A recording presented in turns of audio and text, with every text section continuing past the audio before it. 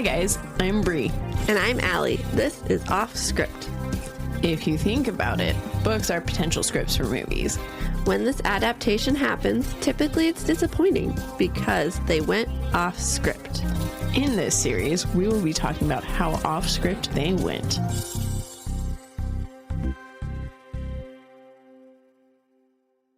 All right, well, I've already started recording, so hello and welcome to Offscript.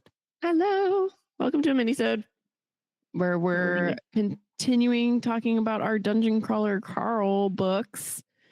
This is the final one right now. Yeah, this is our final one for now until John and I finish books 5, 6, and 7. But I can't remember what book 4 is titled, John.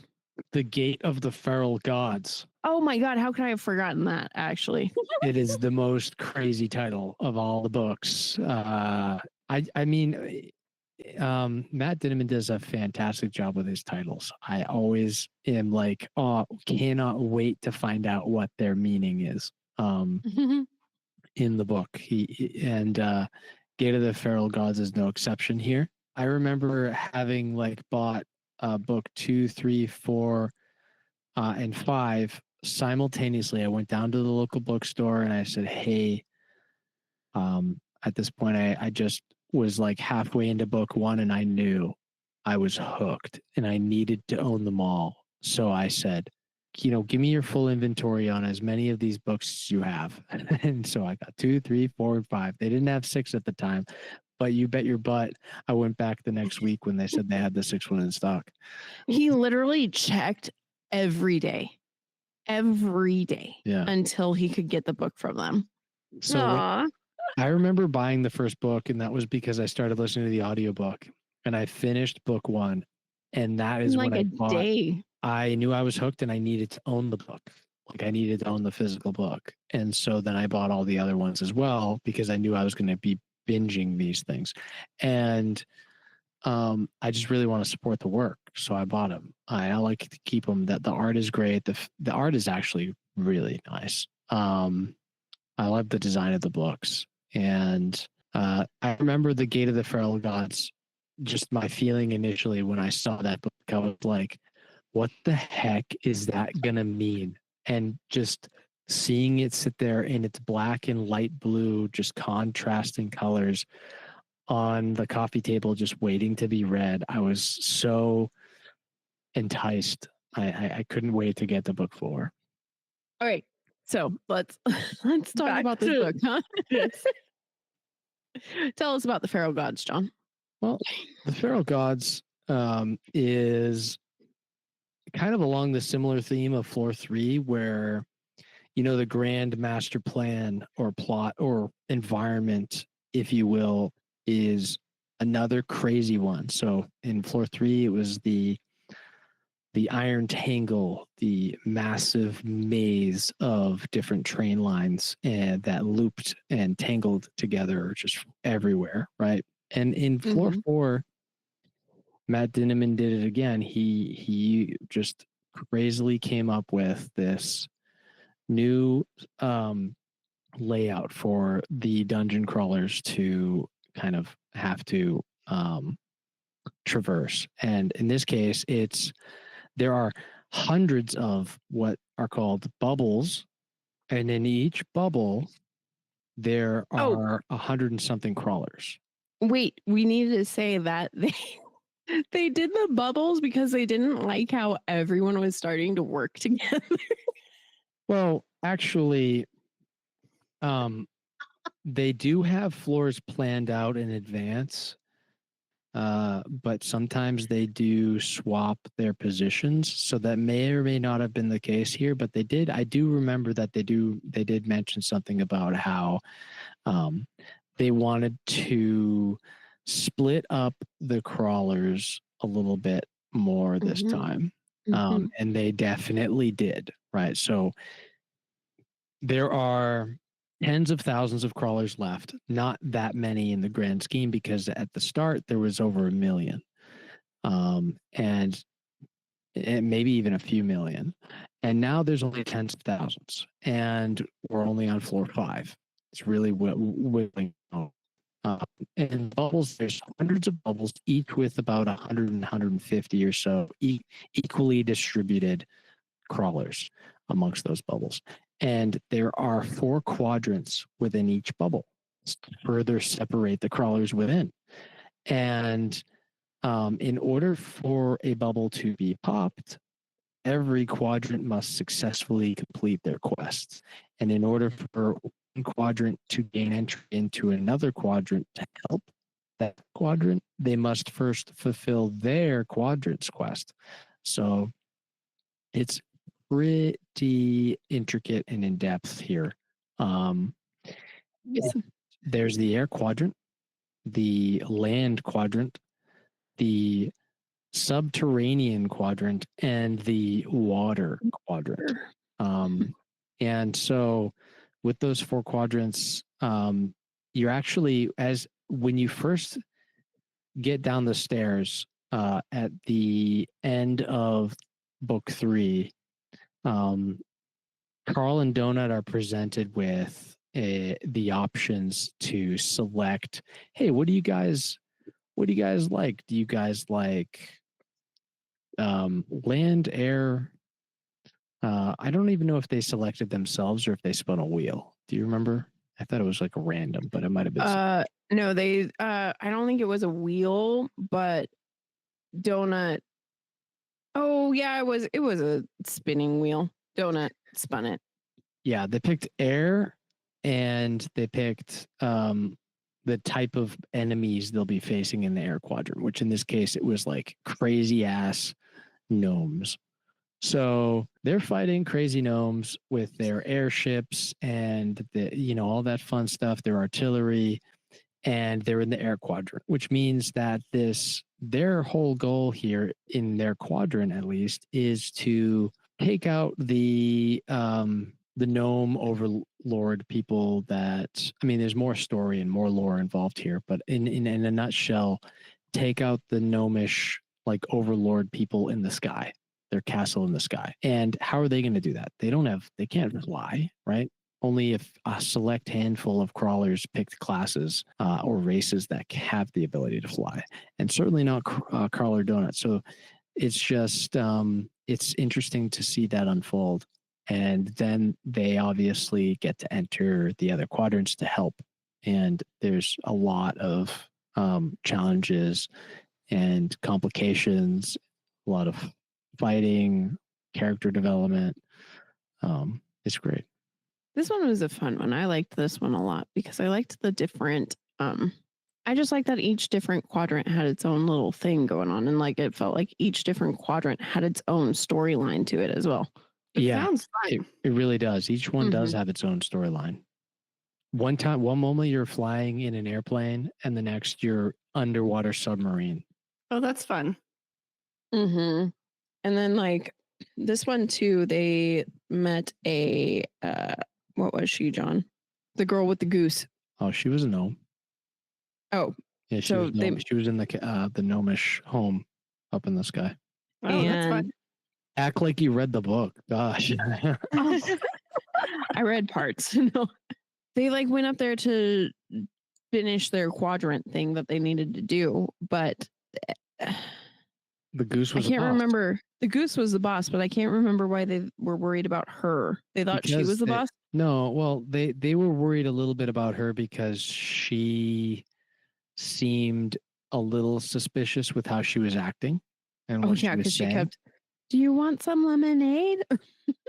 Yeah, they were like, is this poisoned? What's going on? Yeah. And then Carl was like, oh, we have to drink it because she keeps saying this when we're in the middle of a fucking boss battle, so it's going to help us. And then they drink it, and the AI goes, you just drank lemonade. What the fuck are you doing? Yeah, that was hilarious. So there's a lot of little comedic timings are great. But spoiler, they ultimately killed the goose by putting its head in the garbage disposal and flipping the switch. Yeah. Yes, they did. Wow. But why is this book called The Gate of the Feral Gods, John? Well, it's the first introduction to a celestial tier artifact, like the highest possible tier artifact in the game.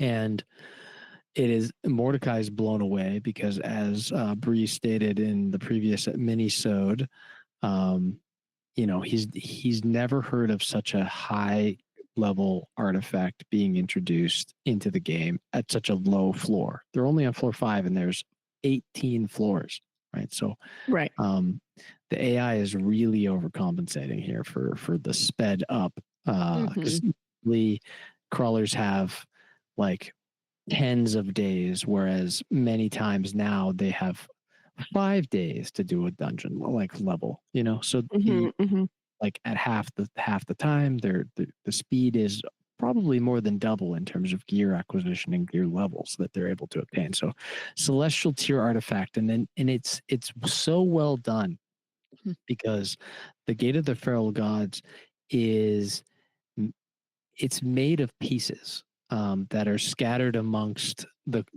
bubble in different quadrants and require different challenges to be overcome and storylines to be kind of played through in order to even obtain them. And then it's just a challenge sometimes to even locate where they are. And you kind of unravel the mystery of what the Gate of Feral Gods is slowly over the course of the book until they realize it, and then they have to piece it together, and then they have to obtain them. And then Carl's ingenious plan to utilize it to not only just kind of beat the floor, but also assist so many crawlers, so many fellow crawlers amongst all of the bubbles, and save them and move them all to safety to the next level, to the next floor below. Actually, yeah, that was a really incredible plan.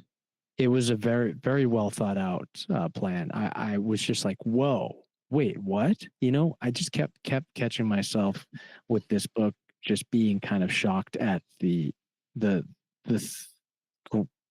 grand plan that was so well written. Yeah. And this is where we meet Samantha, the sex head. Oh, sex, yeah, the sex head, yeah. Yeah, the sex doll head is what I meant. But she's a god. Okay. She's put into it. Yeah, because some dude are in there. Well, there's a whole storyline. Suffice it to say, she was banished from her godly, or she was a demigod. She was banished to the nothing, which is a kind of a zone in the universe where, think of almost like a black hole, but only trash beings get put, like almost like a prison for the worst type of beings possible.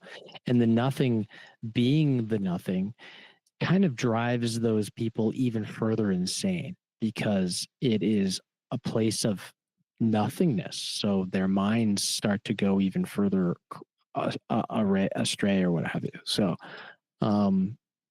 she's from there. She gets brought back to life in the form of a sex doll, and Carl and Donut happen to obtain her in the state of a beheaded sex doll because of things that that just happen through the story. There's some depth there that doesn't necessarily need to be mentioned right now. But suffice it to say, she has become another major character moving forward.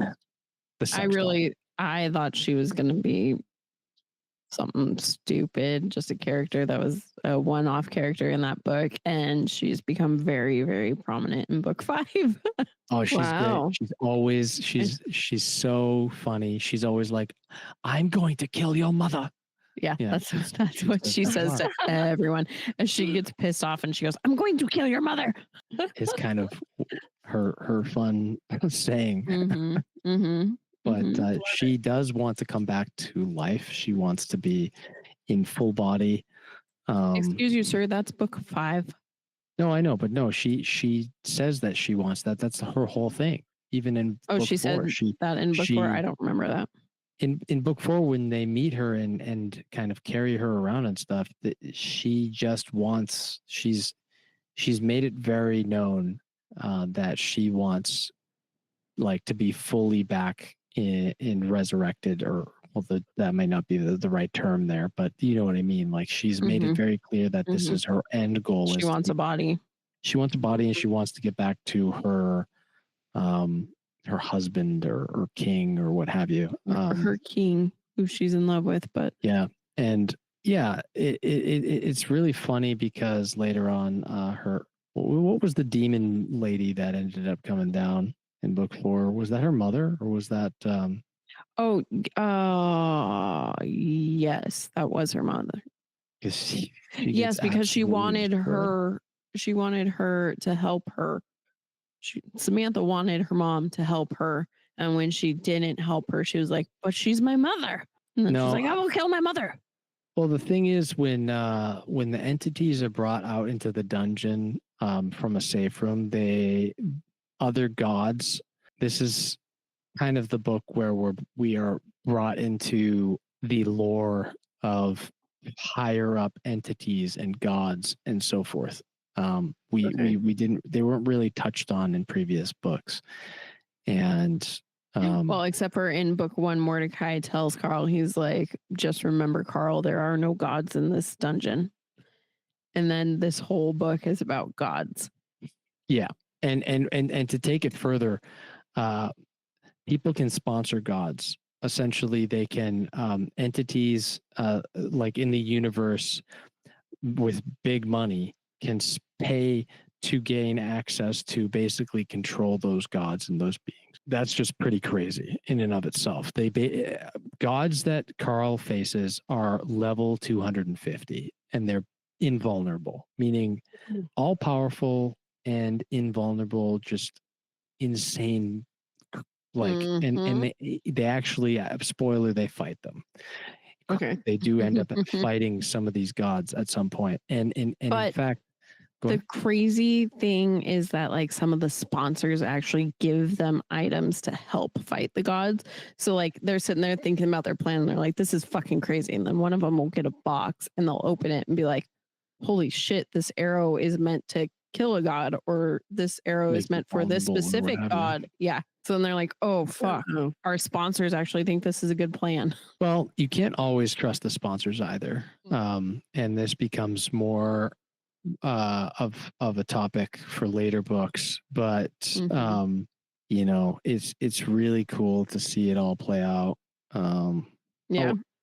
This is also the book where Carl, spoiler, pledges to be a religious dude in the faith of Empress, the god. My favorite thing, and I knew this was about to happen, in the anarchist cookbook, one of the entries said, whatever you do, do not pledge yourself to one of the gods. Stay out of religion in this dungeon. It's the worst thing you could do for yourself. And then the next chapter, Carl was pledging himself to Empress. Of course. I mean, you know, it's all about the story, and it's about the situation Carl found himself in. Yeah. He ended up doing he had to. He couldn't. There was no way for him to get around it. But I just thought it was hilarious that it was like, whatever you do, do not do this. And then bam, he had to. Oh, guys, I'm so sorry. I have to take us back to book like 2 real quick. Why? Because Quan CH. Oh yeah, that he is kind of Quan CH is a character. He's another crawler. He is an antagonist, so to speak. Basically, in book 2, there's a whole storyline where Carl and Donut do this amazing feat. They pull it off, and they are deserving of insane loot. Now, the loot boxes we described earlier, there's obviously bronze, there's silver, there's gold, there's legendary, like I described earlier. Then there's also celestial loot boxes. Now, when Dungeon Crawler World begins, there's a certain number of boxes per level type that are afforded based off of the budget of the show. Now, there's only a handful of a handful, a very few amount of celestial boxes that are prepaid, like that don't cost money for the showrunners. But once there are more than that, like there's never been, like the book goes into detail about that. There's never been in the history of Dungeon Crawler World more than X amount of celestial boxes given to anyone in a single dungeon, like across the board total, right? So, but anyways, dungeon. Carl and Donut do a feat in the second book that basically makes it so that everyone beats this quest. Everyone beats this quest in such a way that the AI upgrades the loot. Now, the AI has the ability to do that, and it's only done that a few times in all the books. And in this particular case, it upgraded it twice. It went from like gold to legendary and legendary to celestial or something of that effect.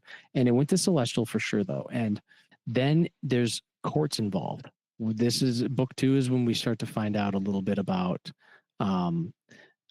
courts and like we don't necessarily hear about lawyers, but that is a thing. We hear about these kind of authorities, governing authorities, battling it out with the corporations to overrule and whatnot.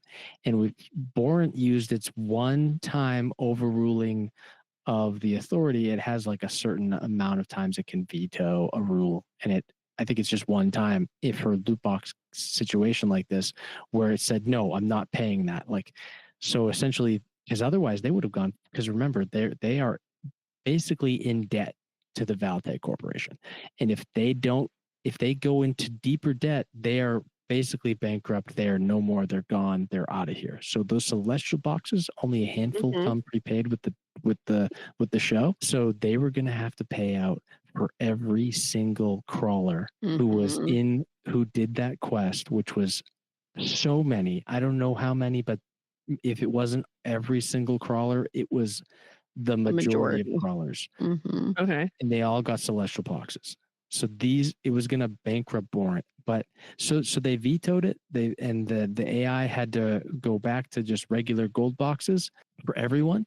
But in the moment, in the like split, like probably 1 to 2 minute moment between the decision actually taking effect, one crawler managed to open his box, his celestial box, before it was reverted. And so on the 3rd floor of the dungeon, this freaking guy, Quan CH, got a celestial tier item. And it gave him so many powers and abilities. Oh, yeah. He was basically flying everywhere. Yeah. It was an item where he was basically going to be overpowered as hell, probably through at least floor 10, 12, or beyond. So he's taking things out, he's one-shotting things, and he's being cruel. He's being doesn't care who you are, what you are. You're selfish. Dead. He's stealing kills. Like there's this group of crawlers. There's this other major character called Miriam Dom. She was a shepherd class, and later vampire. Spoiler. So yeah, no, Quan CH, selfish, definitely in it for himself. He will steal kills from other players. Like Miriam Dom, like I said earlier, she's a shepherd who has llamas, many of which are in her inventory. One of them is Prepotente. He's a major character as well. He is not a llama, John. You keep trying to say he's a llama. He's a goat. Oh yeah, no, they're goats. They're goats. My bad. They're goats. And Prepotente actually has a pet llama though, named Bianca, and she's like a fiery demon llama. It's weird. And there's much to do about llamas, because there's another kind of universal entity called the Plenty, which are all llama people who actually run what's called the tunnel. And the tunnel is essentially the network of communication and media, and certainly what the Dungeon Crawler World is broadcast through. It's called the tunnel. Mm-hmm. Yeah. And the race of llama people are really suspicious and really dark and crazy and weird. They're the inventors and owners of the tunnel. Mm-hmm. There's much more crazy stuff than that even. But yeah. Yeah. In the So fourth book. Oh, go for it. Oh, I just wanted to say Quan CH steals a kill. Like one of the prevalent parts is he steals a kill from Miriam Dom and Prepotente that they worked very hard to get because he was able to see, oh, they're really close to that kill. I'm just going to quickly shoot it and kill the boss and get get all the credit and the reward and XP. And so then Carl's pissed about it and he rips his arm off in the fourth book. Well, yeah, no, he's real pissed at Quan. And well, because basically it gets to the point where Carl, like, because to be able to chat with other people, you have to fist bump each other. And so it gets to a point where he's just fist bumping every single person so that everyone can work together. Mm-hmm. But Quan CH is like, why the fuck would I work with you? Like, I don't want to work with anyone because only I am going to survive. Like, not all of us can survive. So what's the point in working together? Well, he also hates the cat because Donut made a comment on one of the shows that they brought on to that was kind of like a snide or whatever comment, a negative comment on Quan CH. So he always held a grudge against Donut from there on. Mm-hmm. So he's like, I'm not working with you. So then the girl's like, fuck you, I'm killing you. But well, there's way more to it than that, actually, Goober. We have you Goober. There's way more to it. No, you're getting right to the arm ripoff, but you got to talk about how when they finally pop the bubble, there's this giant dog. Oh yeah, there was a god dog, and this big god was out yelling for it, wanting to find it because it's his son's dog, and he needed it. And there was a quest to save the dog and get the dog to the god, but then there was another quest that was everyone needs to kill the dog. Right. So, I just want to lay it out for people. So think of this level as a giant piece of bubble wrap where you have all of those hundreds of bubbles filled with air, right? And then you have that space between the bubbles, which is kind of like a flatter, deeper section. So if, for example, you were to pop the bubble, you would have like a cliff down to the bottom of that piece of plastic, that film that the bubble is sitting on.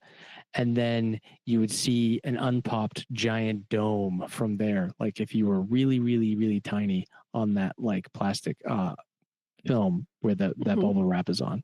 So essentially that's the layout of this world. And there's this giant dog that is probably 1.5 times the size of a bubble.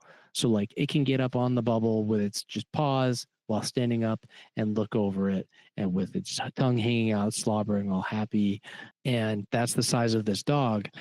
And now you kind of see like, wow, that's a really big dog then, because there were 4 quadrants in the bubble that made up that huge bubble. And there was like hundreds of crawlers in that bubble. Yeah. There was an underwater zone in that bubble. You can kind of gauge, wow, that's a big dog. So that's the god's pet dog, Empress. Yeah. Which is the god that Carl ends up worshiping. It's not actually Empress's dog. It's Empress's son's dog. But Carl is on the side of saving the dog, and Quan CH is like, fuck you, I'm gonna kill this dog. Right. So it was a whole level wide quest again. Mm-hmm. Yeah. It was 2 different level wide quests where it was save the dog, kill the dog, and Carl sent mass message out to everyone, was like, anyone who tries to kill that dog is dead.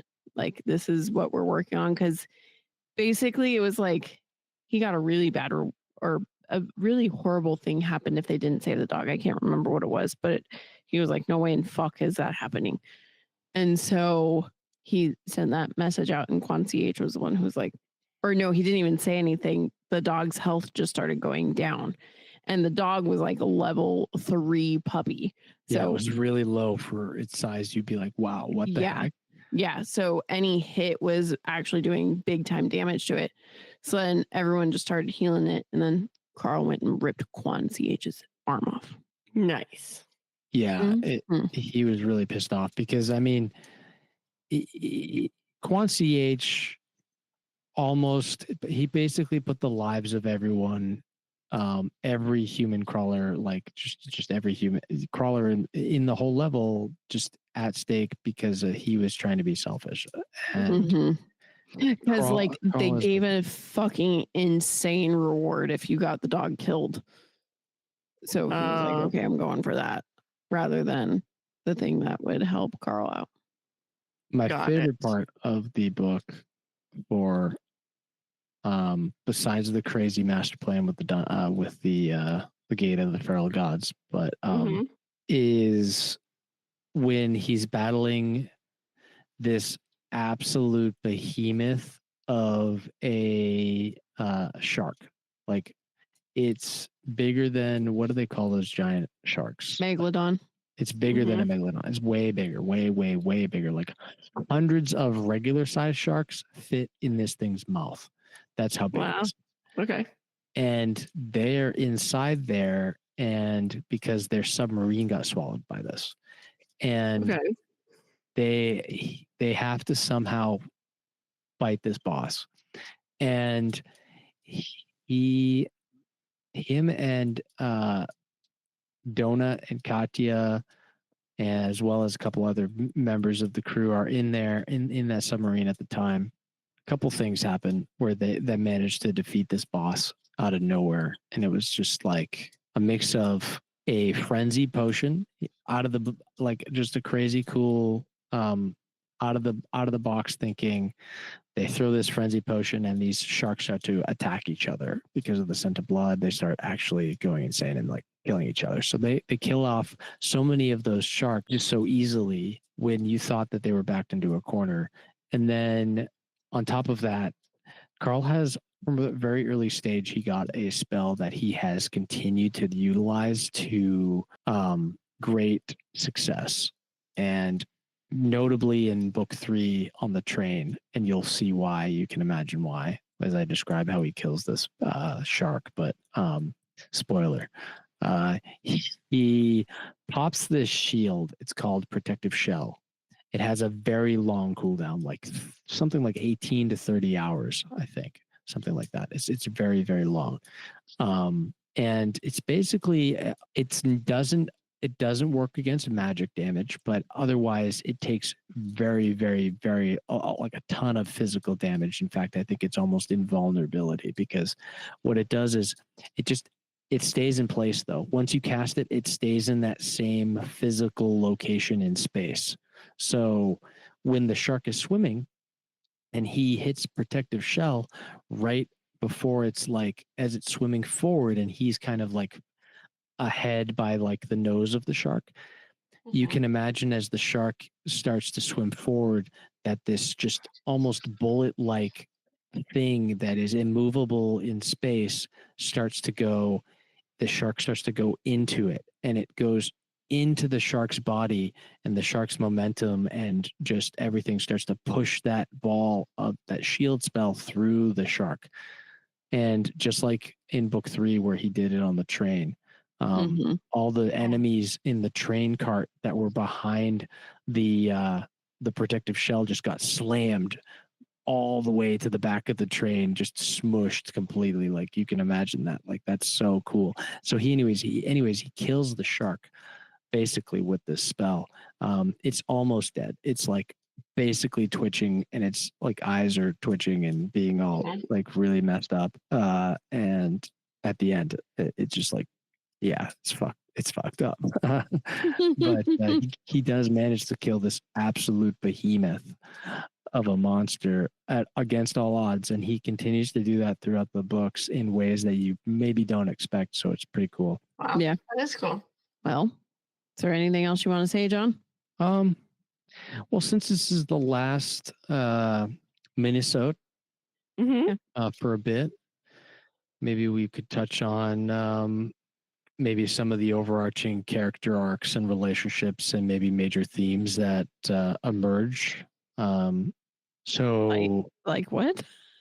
So well with Carl, we touched on this before in other minisodes, but he has like he's increasingly resourceful. He's his morals become stretched. He starts to become riskier. He becomes more aware of the stakes that are involved for not just himself, but just the crawlers in general, even the NPC lives. And he moves from being more selfish and survival focused to more of somewhat a position of strategy and even leadership, which is pretty cool to see.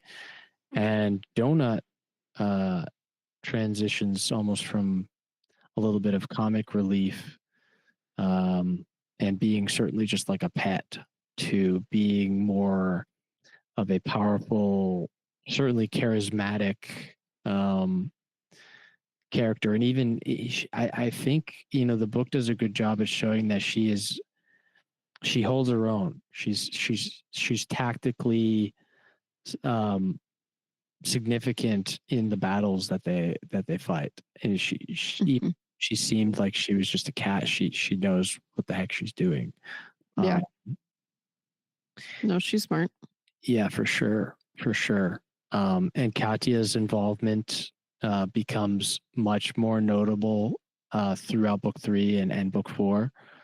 And she grows in her strength and just her involvement with the team. And you also start to see Mordecai as becoming less of a guide and mentor and more of just a member of the team, because he's a real friend of the group. Yeah, but especially in later books, you start to realize that Carl and Donut are outpacing even him in a lot of aspects. Even though he got all the way to floor 11, even at like these lower floors, because of the compensation that's been happening with the AI and so forth, with the speed of the dungeon, he's becoming a little less, I wouldn't say useful, but he's learning things from them, which is kind of to see. And he's excited to like help him make potions and stuff because he's a very good alchemist. So he's always like, "Oh, I'm gonna make you a potion," and then he gets so excited to help him. It's cute. Yeah, for sure. Cool. Yeah, no, I just say this this book is, or these books, the story is probably one of the most entertaining stories I've certainly come across, I think, in my whole life. I haven't. John's been really excited to talk about it with us. If you couldn't tell. That is okay. That's awesome. I haven't felt so invested in a story in so long, I think, especially a book. Usually it's like a TV show. When I first came across Dexter, binged through that, of course. Who hasn't binged Dexter? That's, or The Magicians, right? The Magicians. I binged The Magicians so fast. I mean, we had episodes with me on there about that. We did. And so to come across a book series that I find myself just so itching. I was shocked. Too. I'm still shocked at how into this series you are. It's good. It's good. Yeah, I love books. Awesome. So guys, Dungeon Crawler Carl. By Matt Dinniman. That's where it's at. Cool. Except for did we tell you, Allie? Huh? Do you know who was at last year's Comic-Con? Matt Dinniman. That's awesome. It is, except for we didn't know about him. We didn't know about this book series at that point in time. Oh, that sucks. John has on multiple times been like, Bri, I wish. It's like, I know, I'm sorry. We didn't know. I'm sure he'll be back. Oh yeah, for sure. With how big it's getting. So, guys, it's $5 to buy the ebook. $5 to buy the ebook on Amazon. It's only sold on Amazon, the ebook rather, and as well as the audiobook is only sold on Amazon as well. It is, I can't see the cost of the audiobook. Heck, we should make this an Amazon's associate link, Alli. I think it might be $21. We should. But I can't say for sure. But Guys, on Amazon, the hardcover is $18. The paperback is $20, and you can find it at your local bookshop for various prices as well. Guys, we will link it in our Amazon associates social media posts. Oh, sure. You can buy the first 5 ebooks. You can buy all 7 ebooks available right now for this series on your Kindle if you own a Kindle device for $38 on Amazon. What a steal. That is a steal. It really is. That's 7 books. That's for $35. Thousands. How much one book? That's how much one book typically is. Yeah. Yeah. It's insane. Yeah. The newest books that are almost 1,000 pages long. You know, these hardcover books that I purchased at my local bookstore are retailing at that price basically each. So to buy them all 7 of them for $38 is insane. Well, thanks, John, for being on these episodes with us. It's been fun having you on again. Yes, for sure. Thanks for having me. I feel like I talked too much. No, you talked enough. Yeah. Yes. Yeah. You did good. I knew that's exactly how these episodes were going to go. This is your favorite book series right now. It was fun. I learned a lot. And then we'll have you back when we finish the series. Yes. Or at least the series up until what's probably do up to 7. No, I want us to do 8 right now. Let's talk about it. We won't do another minisode session until June 2026. Actually, no, it'll be later than that because we have to read it. Yep. Yes. I feel like that. I wonder if the timing for the 8th book is for his self-publish or if that's for the like Ace. I was wondering that when you said it, so that might be something to look into. But we will do our 5, 6, and 7 episodes at some point. I just have to finish them. So does John, but John's ahead of me. So only a little bit. Sounds good. All right. Well, thanks everyone for listening. And thanks, John, for being on with us. Yes, thank you. Bye. Thanks, Bye. See you. Thanks for sticking with us. We hope you enjoyed it. If you did, we would greatly appreciate it if you gave us 5 beautiful stars, reviewed, and subscribed. You can also follow us on Facebook at Offscript, on Instagram at Offscript Podcast 21, and on TikTok at Offscript_pod. Shoutouts to Madame Shen Creations for our adorable logo art. And Adam Daniel for our incredible theme song. And to Creative Cinephile Productions for producing our podcast. See you next time.